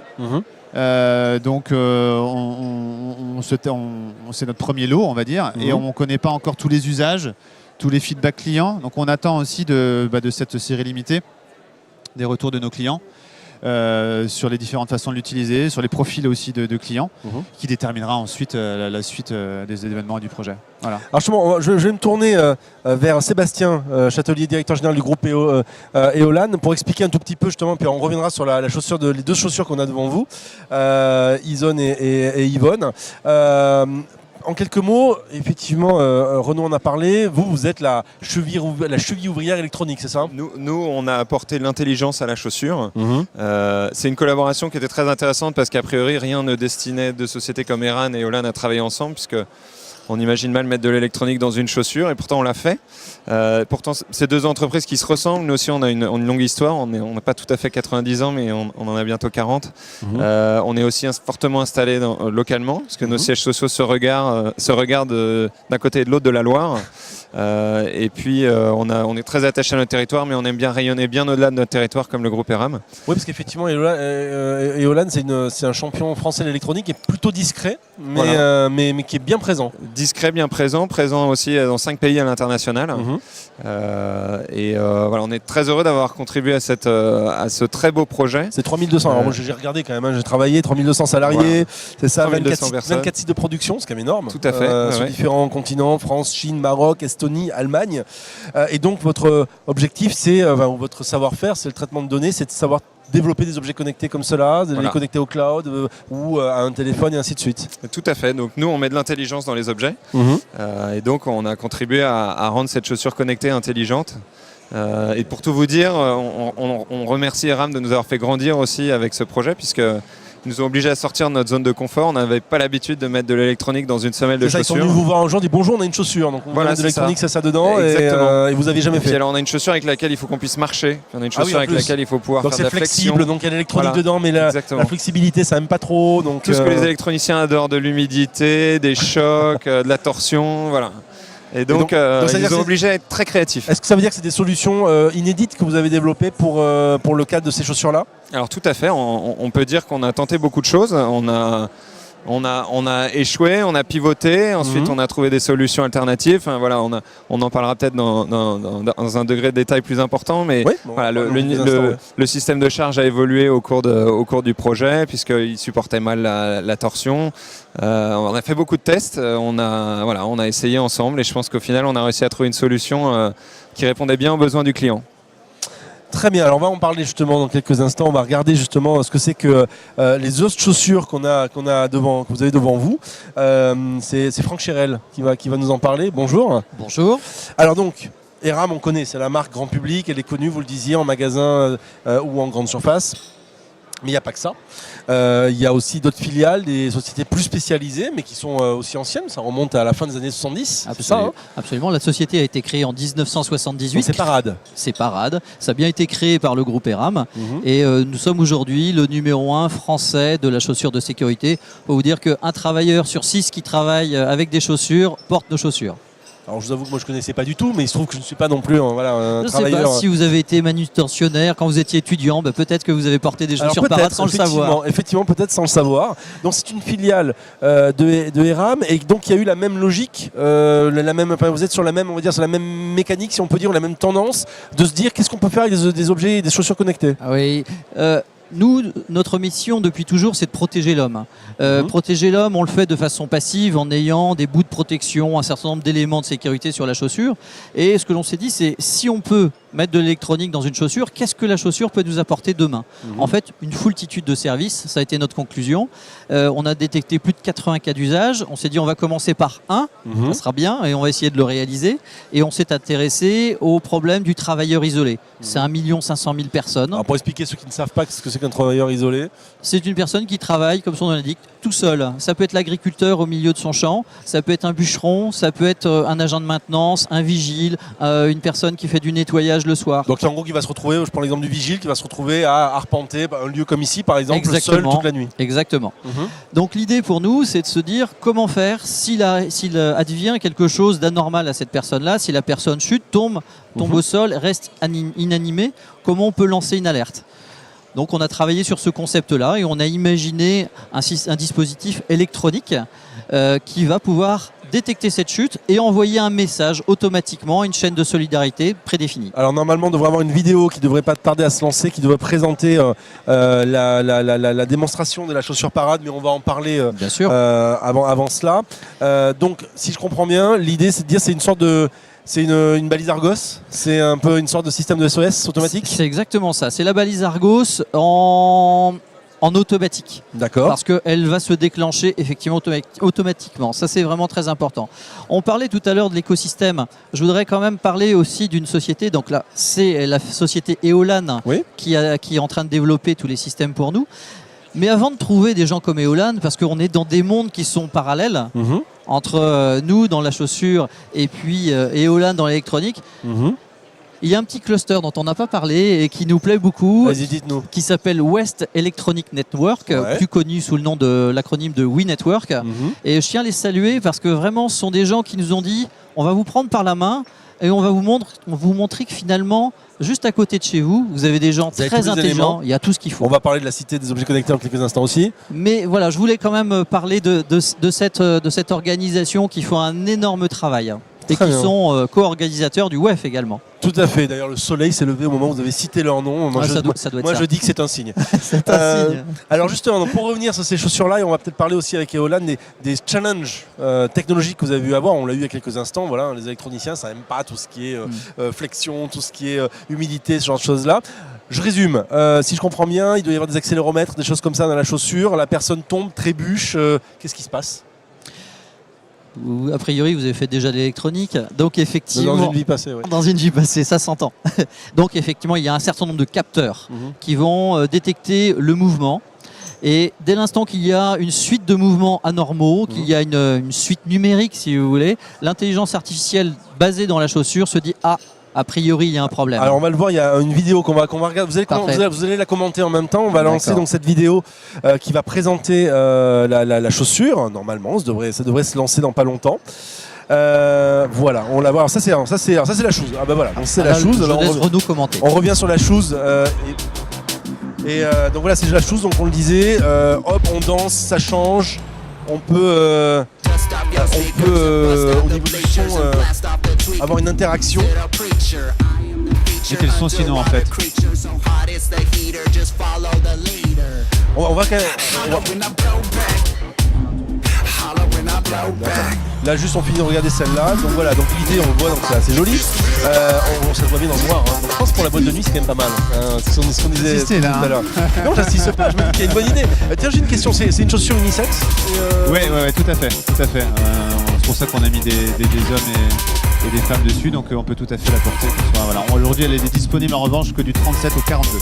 D'accord, voilà. C'est mort pour moi. Pour cette première série. Question en termes d'énergie, comment ça fonctionne? C'est rechargé, on la recharge pendant 3 heures, elle a une autonomie minimum de 10 heures, on peut monter jusqu'à 15 à 17 heures. Donc ça va dépendre en fait de la... Mais où est le port USB? Comment je la recharge? Ça va dépendre en fait de la couleur que vous utilisez. Si vous utilisez la couleur blanche, eh bien en fait ça consomme un peu plus d'énergie. D'accord. Là si on est sur des couleurs comme ça, on peut monter jusqu'à 15-17 heures. Alors montrez-moi comment ça marche. Voilà, le module électronique est à l'intérieur. On va le montrer là à la caméra, je vais le montrer comme ça. Voilà, merci de m'aider. Et il y a 2 petits plots à l'intérieur et ça se recharge comme une montre connectée, une montre intelligente avec un petit plot avec des aimants. Et il y a juste à le placer dedans et en 3 heures c'est fait. Si on m'avait dit que je chargerais mes chaussures un jour. Et voilà. Donc comme ça quand vous rentrerez de boîte de nuit, vous les branchez et puis quand vous vous réveillez le lendemain ils sont chargés. C'est quoi l'autonomie? Entre 10 et 17 heures. C'est-à-dire que si on utilise vraiment la lumière blanche, ce qui n'est pas le cas, c'est 10 heures. Et sur des lumières comme ça, on est à 15 à 17 heures. Alors le micro avec le micro c'est mieux. Pardon, excusez-moi. On dépasse l'autonomie d'un danseur en boîte de nuit avec 17 heures. Oui, a priori, effectivement. Alors on va revenir donc maintenant qu'on a vu ça avec la deuxième vidéo qui présente Parade. Donc maintenant qu'on a commencé à comprendre comment ça fonctionne, j'imagine qu'on retrouve le même système de charge dans la chaussure. Ah, pas tout à fait. On consomme beaucoup moins d'énergie qu'avec ce système. Donc pour les chaussures professionnelles. Voilà, on va voir les chaussures professionnelles, on va voir la vidéo de Parade. Pour les chaussures professionnelles, la durée de vie est d'1 an. D'un an. D'accord. Ce qui correspond grosso modo à la durée de vie d'une chaussure de sécurité. Donc ça c'est elle s'appelle Isome.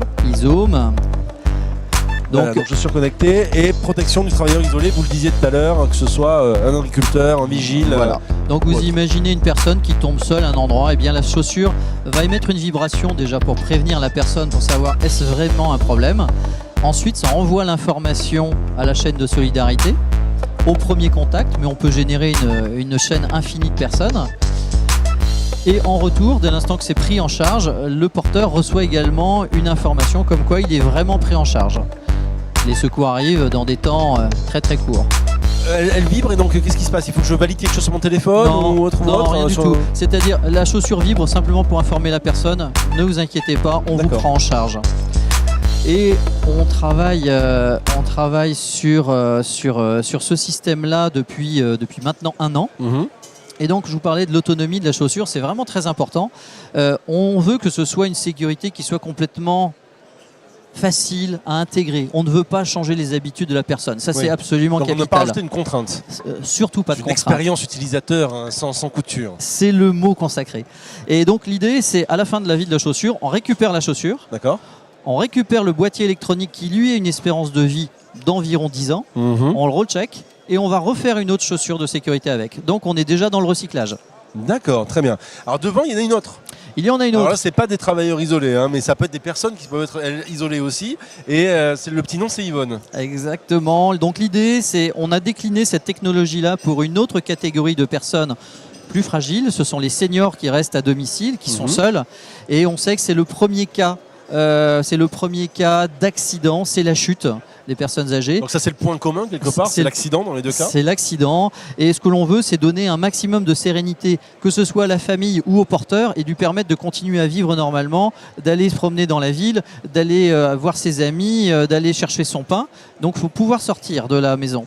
Donc avec cette chaussure, donc c'est une chaussure qu'on l'on a appelée Yvonne.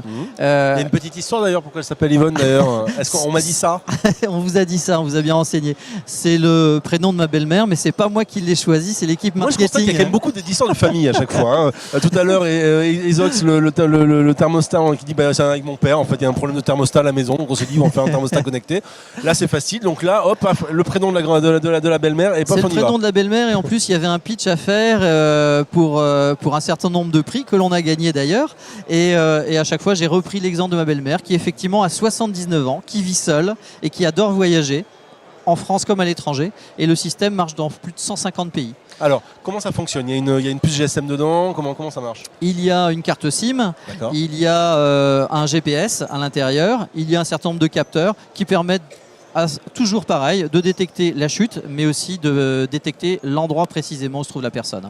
Alors, ça marche toujours pareil, je tombe, la personne trébuche par exemple, elle n'arrive pas à se relever, ça vibre à nouveau, comment ça fonctionne? Ça vibre à nouveau, mais là on va moins solliciter la personne, c'est-à-dire on considère qu'il y a un problème. On va lancer l'alarme, on informera la personne en retour en lui donnant une vibration pour lui dire est-ce que tout va bien, mais c'est accompagné aussi d'un appel téléphonique, soit sur son portable, soit à domicile, pour savoir si l'alerte est avérée. Alors justement, j'allais dire, si c'est une fausse alerte, je sais pas, j'ai trébuché, mais je me relève tout de suite ou autre. Alors, dans les deux cas, comment on désactive justement ça? Alors justement, si la personne trébuche, le système détecte qu'il y a quelque chose de bizarre. Mais si juste après, il y a une activité qui est à nouveau normale, c'est-à-dire que la personne continue à bouger, l'alerte se désactive automatiquement et rien n'est envoyé. Par contre, si la personne reste immobilisée, on considère qu'il y a effectivement un problème majeur et dans ce cas-là, l'alarme se lance. Vous avez dit tout à l'heure, vous avez cité intelligence artificielle, c'est un peu un buzzword actuellement. Non, on en parle pas mal, mais alors justement, comment on met de l'intelligence artificielle dans des chaussures? En fait, il faut voir ça plutôt dans l'autre sens. Très souvent, on essaye d'envoyer un maximum d'informations vers le cloud, via le GSM, on envoie des tonnes de données.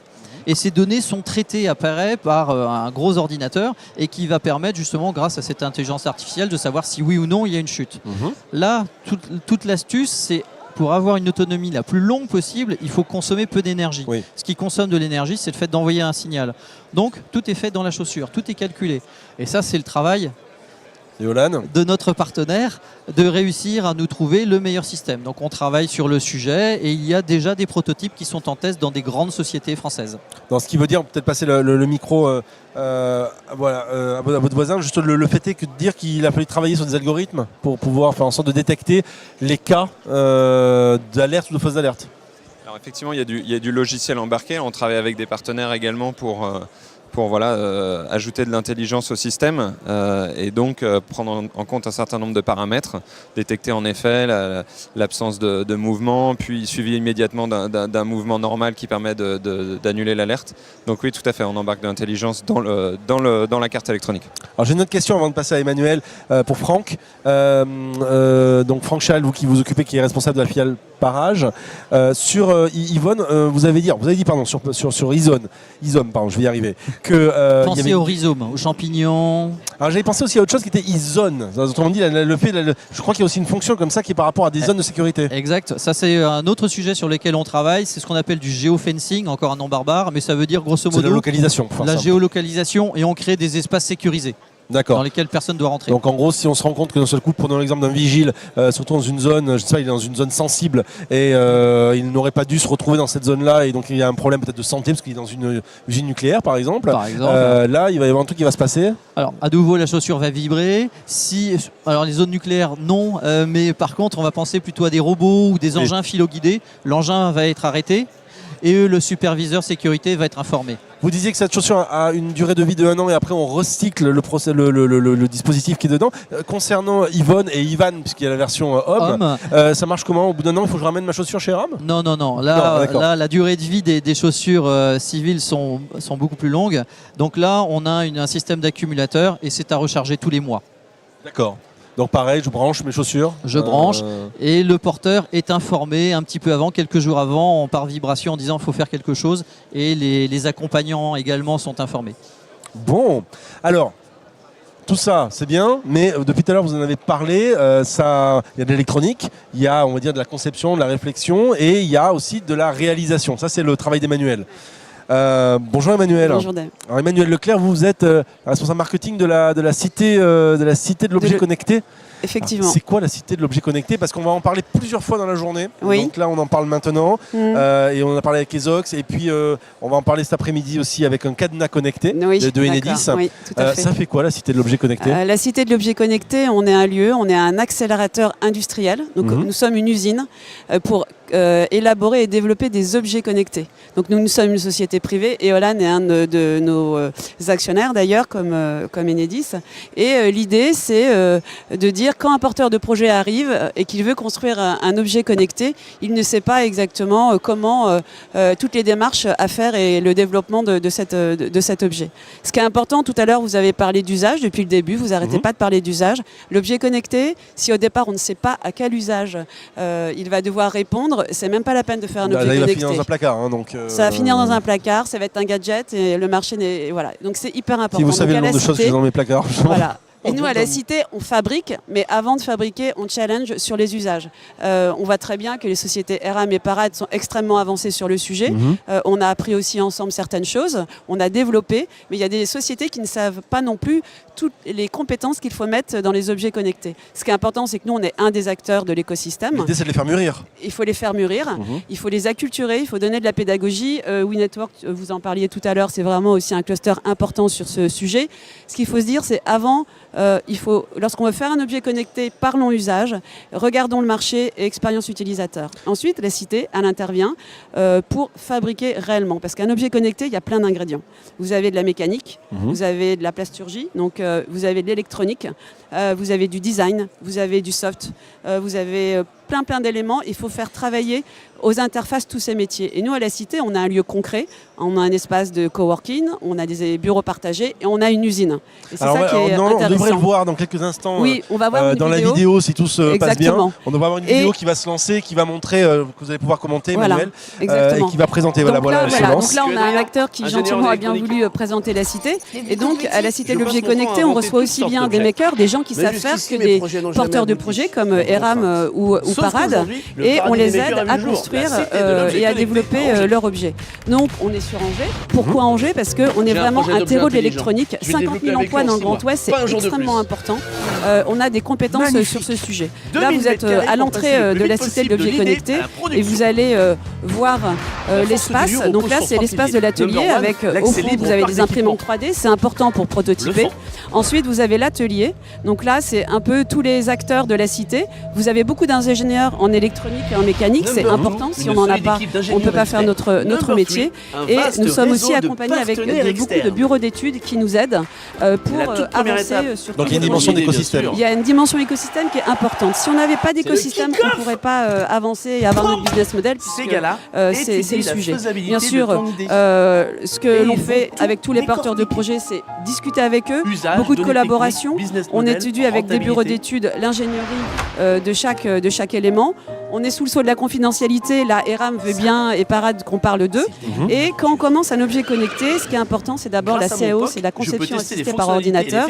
Et avec un objet connecté, au départ, on va itérer et faire plein de maquettes. À la Cité, on itère, on fait plein de maquettes, on se plante, on recommence.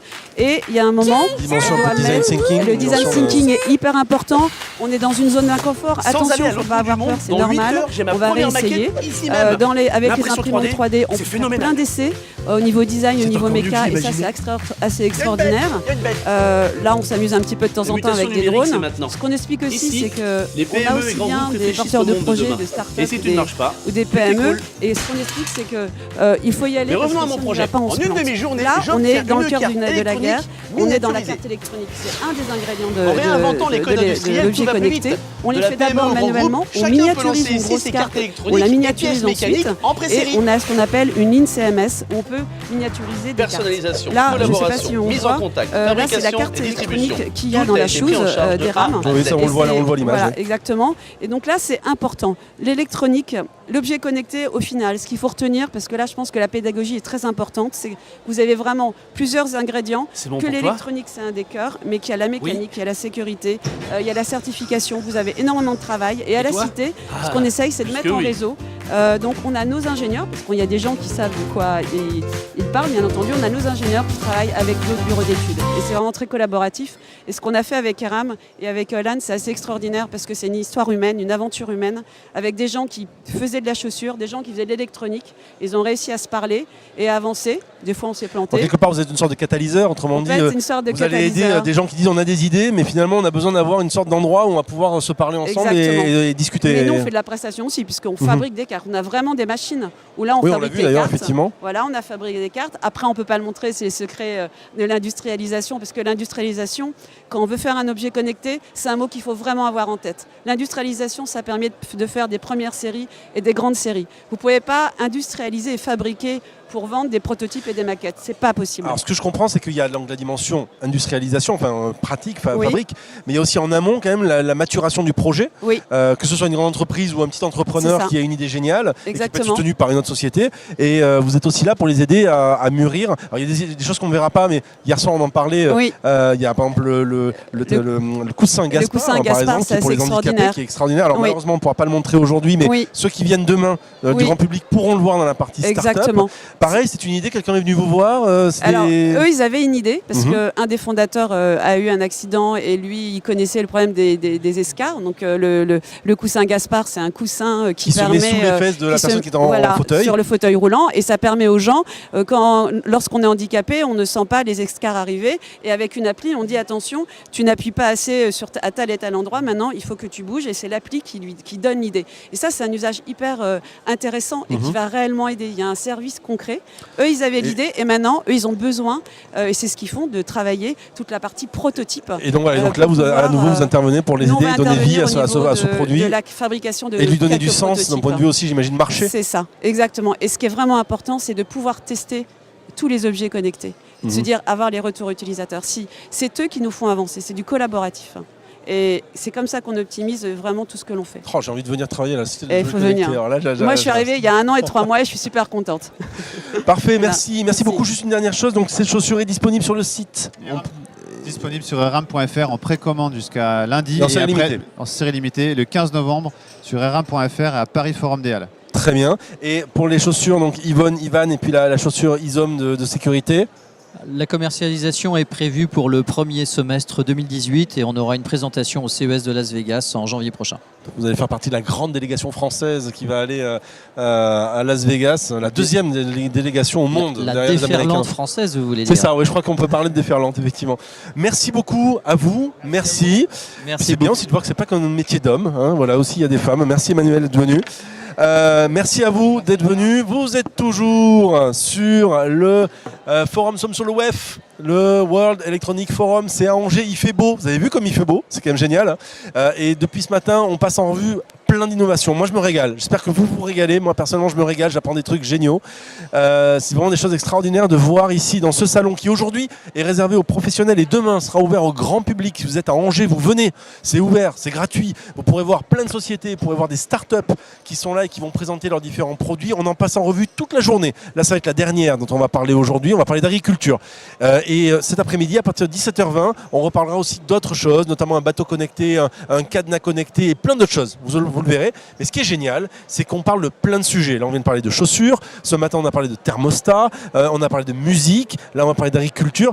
C'est la preuve que l'électronique est un sujet qui irrigue absolument tous les domaines possibles et imaginables, l'électronique et les objets connectés notamment. On parle aussi d'intelligence artificielle, de cloud. Bref, tous ces éléments-là dont vous avez peut-être entendu un jour parler sont hyper concrets dans leur mise en forme. Et vous allez le voir maintenant, dans quelques instants, dans un sujet qui est encore plus concret, qui est celui de l'agriculture. Là, je pense qu'on est vraiment sur un domaine terrien. Et vous allez voir aussi que là encore, l'électronique apporte énormément de choses. N'hésitez pas à nous suivre. On va être ensemble encore pour une quinzaine de minutes. Et puis on se retrouvera cet après-midi à partir de 17h20 pour voir d'autres innovations encore présentes à ce WEF que vous pouvez venir voir donc à Angers dans un lieu qui s'appelle Le Quai, qui est un lieu très beau, qui est au bord des quais comme son nom l'indique. Et en plus c'est une magnifique promenade, donc vous pouvez venir, vous verrez, vous apprendrez énormément de choses. Mais je vais me tourner vers mes nouveaux invités, mes derniers invités de la matinée. Bonjour messieurs. Bonjour. Alors, donc j'ai Guillaume Hardillon. Oui. Voilà, vous êtes directeur digital. C'est ça. Je vous laisse vous présenter. Je m'appelle Guillaume Hardillon, je suis directeur digital de Terrena, qui est une coopérative agricole établie dans l'ouest de la France. On va en reparler dans quelques instants. Et à vos côtés, j'ai René Siret. Oui, c'est ça. Voilà, avec le micro, ce sera encore mieux. Bonjour René, vous êtes Alors, je suis le directeur général de l'École supérieure d'agriculture d'Angers. Voilà. L'ESA ou l'ESA L'ESA, oui, en fonction des habitudes. On va peut-être parler Terrena. Je suis sûr que les gens ne connaissent pas et à la fois ils connaissent. Alors les gens connaissent Terrena probablement par les produits qu'ils ont dans leur assiette. Alors c'est quoi les produits de Terrena le groupe Terrena. Alors le groupe Terrena, c'est une coopérative agricole. C'est la première coopérative agricole polyvalente de France, la deuxième en Europe. Pourquoi polyvalente ? Polyvalente parce qu'on a plusieurs productions. On fait à la fois du végétal, de l'animal. On a à peu près 7 filières animales, plusieurs filières végétales. On fait du maraîchage, on fait du vin. On fait à peu près tous les produits. Ah, vous êtes très polyvalent. Ah oui, on est très polyvalent. Et sur un territoire qui s'étend globalement de Poitiers à Caen. Et de Vannes au Mans. Et vous irriguez toute la France et ailleurs. Et on irrigue toute la France et le monde entier. 16 000 salariés. 16 000 salariés, 29 000 adhérents. C'est énorme. C'est très gros. C'est très gros, effectivement. 16 000 que sur la France ou dans le monde ? Non, 16 000 sur la France. Tous nos collaborateurs sont essentiellement en France. Et donc vous avez plusieurs marques, vous disiez. Vous allez juste en citer quelques-unes pour qu'on comprenne effectivement. Alors, on a plusieurs marques. On a la marque Doux. Oui. La marque Père de Du sur le poulet exactement. Et nous venons également de lancer une marque qui s'appelle La Nouvelle Agriculture, qui regroupe l'ensemble de nos productions transversales. On va avoir du poulet, du bœuf, du lapin, du porc, qui arrive en ce moment dans nos rayons et qui intègre toutes les innovations dont on va parler ce matin. Alors justement, voilà, donc la nouvelle agriculture, vous dites que si vous la définissez, c'est l'agriculture écologiquement intensive, c'est ça ? C'est ça, c'est l'agriculture écologiquement intensive. Il y a deux mots qui sont écologiquement intensives, ça veut dire quoi ? Non, c'est comment on peut produire plus et mieux avec moins. Donc avec moins d'intrants, produire mieux par rapport au bien-être animal, par rapport au sol, par rapport à la durabilité des exploitations avec un meilleur ancrage local, en garantissant également des revenus d'un bon niveau pour nos agriculteurs et pour pouvoir faire perdurer leur métier sur notre territoire. Très bien, donc on va en parler dans quelques instants, vous allez expliquer plus concrètement l'intégration, l'intervention de l'électronique justement dans votre métier. Parce qu'on ne le sait pas, mais les agriculteurs, on le sait peut-être peu, mais les agriculteurs sont des gens très très connectés en fait. Ils sont plus que très connectés. Moi j'ai découvert il y a quelques années et j'étais bluffé quoi. Avec 98% des agriculteurs ont une connexion internet sur l'exploitation. Plus de la moitié ont un smartphone avec au moins une application professionnelle installée sur le smartphone. On m'a dit que c'était les premiers à avoir utilisé le GPS dans les tracteurs, notamment pour avoir un ciblage dans le champ. Les premiers à utiliser le GPS, c'est les premiers à utiliser le tracteur autonome. On parle de voitures autonomes avec Google ou autre, mais franchement, tous les fabricants de tracteurs l'ont fait depuis de nombreuses années. Bon, on va reparler dans quelques instants, c'est très intéressant. Je vais me tourner vers vous, René Siret, donc vous vous occupez de l'ESA, l'ESA. Voilà, oui. Donc l'ESA, c'est 2500 étudiants par an dans une dizaine de disciplines qui vont de la production animale, production végétale, horticulture, aménagement paysager, viticulture, œnologie, agroalimentaire. C'est à peu près 200, un petit peu plus de 200 salariés, 110 enseignants, une petite cinquantaine d'enseignants-chercheurs, 5 unités de recherche. À Angers ? À Angers, bien sûr, situé à Angers, donc à côté de l'Université catholique de l'Ouest, rue Rabelais. Et puis c'est également donc 5 unités de recherche, je disais, et à peu près 50 parcours de formation, je dirais, disponibles, qui vont du brevet professionnel de responsable d'exploitation agricole, en passant par les BTS, les licences pro, bien sûr le diplôme ingénieur, des masters, et on forme même à la recherche puisqu'on accueille des doctorants chez nous. Et donc vous intégrez depuis quelques années la dimension technologique à vos études. Comment vous intégrez ça? Comment vous avez, on va dire, abordé cette notion d'électronique? Alors cette dimension, pas forcément électronique, mais plus numérique, connexion. Je dirais, on va le retrouver de façon par différentes teintes dans nos différents parcours de formation, notamment en ingénieur. C'est également au travers de l'implication de nos étudiants dans un événement maintenant qui est dans sa 3e édition, qui est ESA Connect, qui s'est passé hier. Donc nos étudiants interviennent également là, sont acteurs, sont sensibilisés par les différentes présentations, par les différents experts que nous pouvons accueillir au travers de cet événement, autour du numérique, de l'intelligence artificielle, etc. Et puis nous allons même, je dirais, un petit peu plus loin, puisque ça a été annoncé aussi hier au cours d'ESA Connect.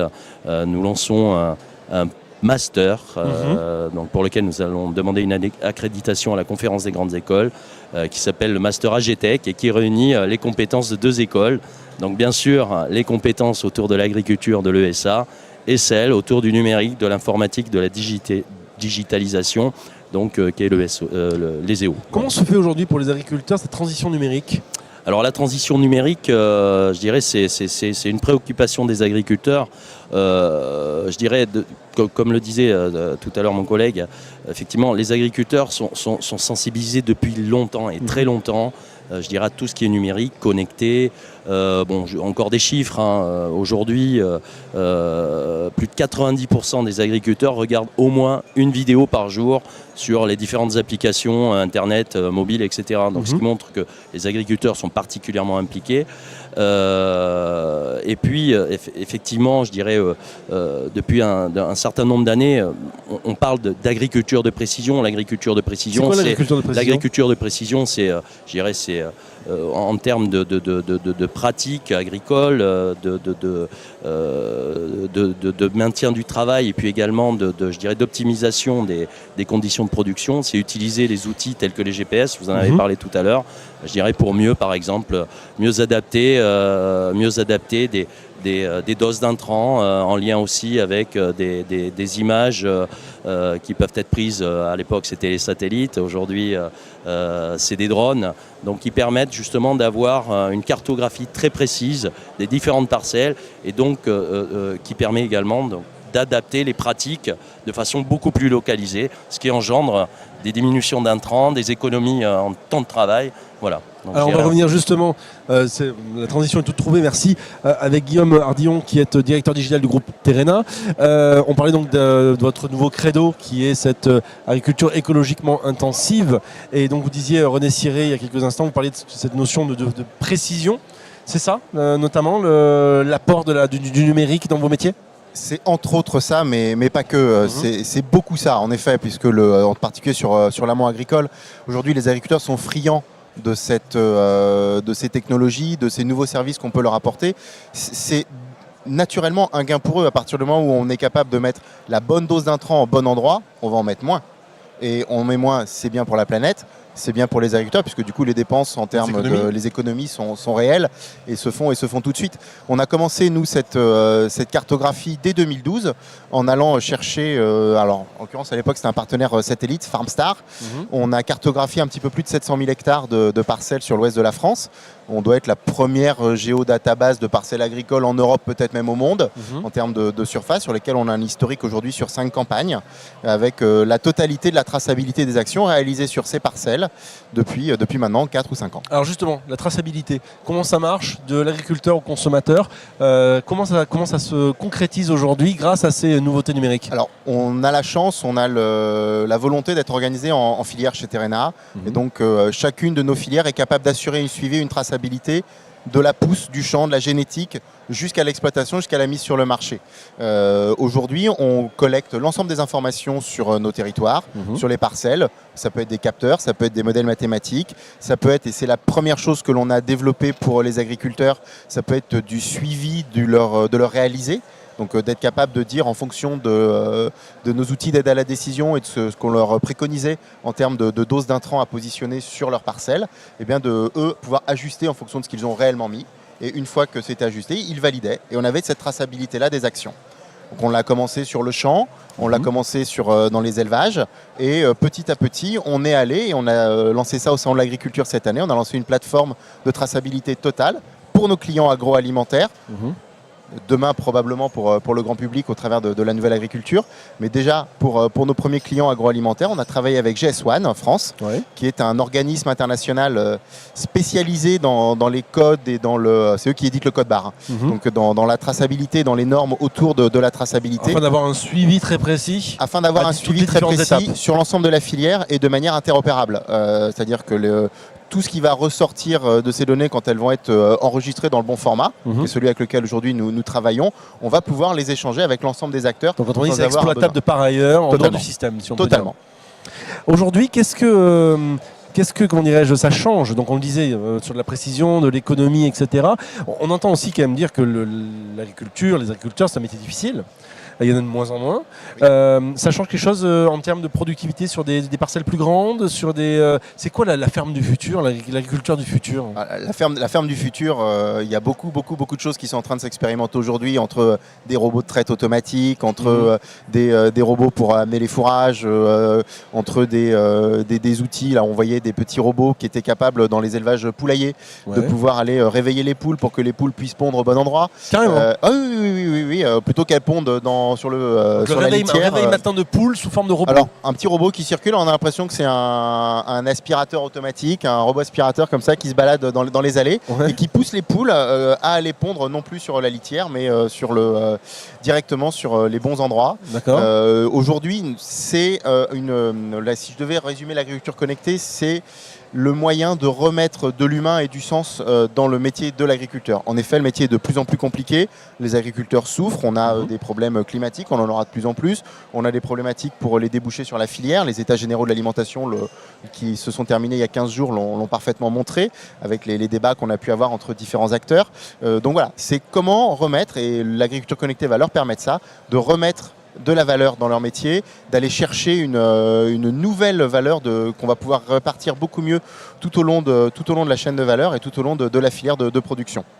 René Siré, pour finir, même question concernant la ferme du futur, mais plutôt les évolutions auxquelles vos étudiants doivent s'attendre et qu'ils vont anticiper grâce à vous. Alors les évolutions, effectivement, donc autour de la ferme du futur, oui, c'est vrai que c'est une amélioration des conditions de travail, effectivement, de l'agriculteur, des agriculteurs, mais aussi de tous les acteurs autour de l'agriculture.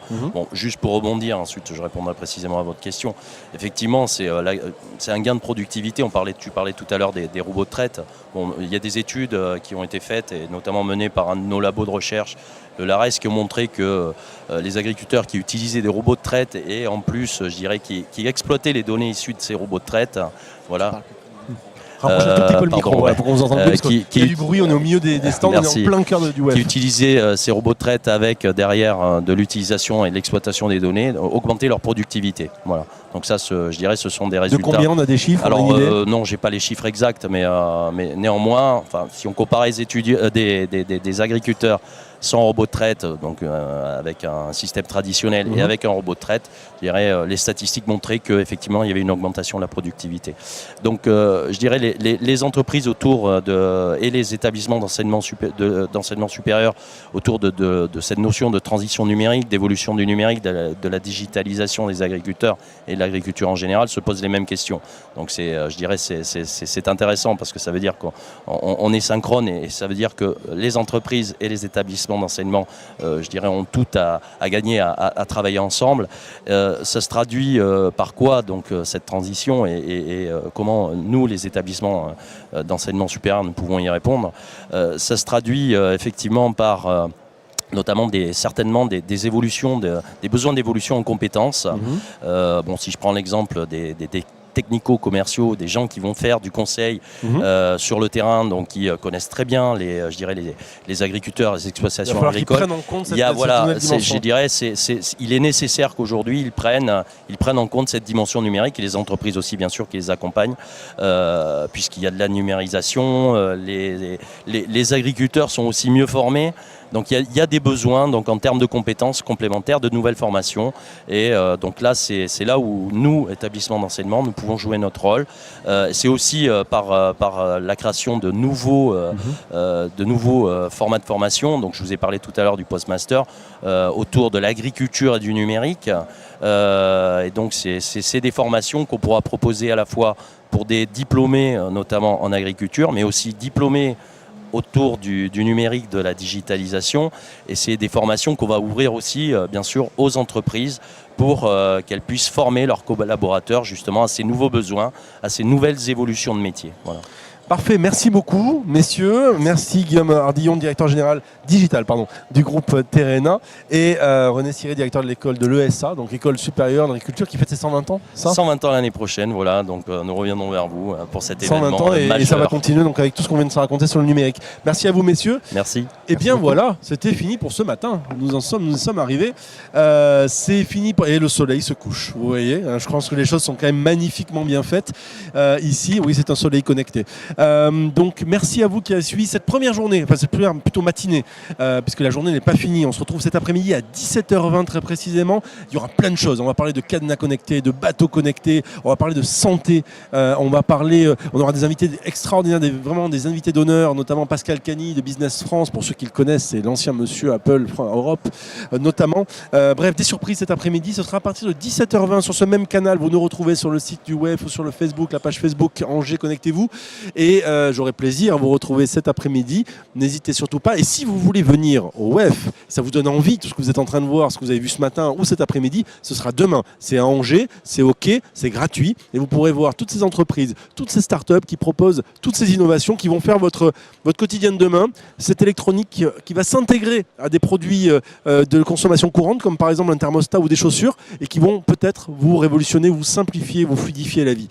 On se donne rendez-vous à 17h20, même heure, enfin même endroit plutôt, à 17h20. Merci à vous et à tout à l'heure.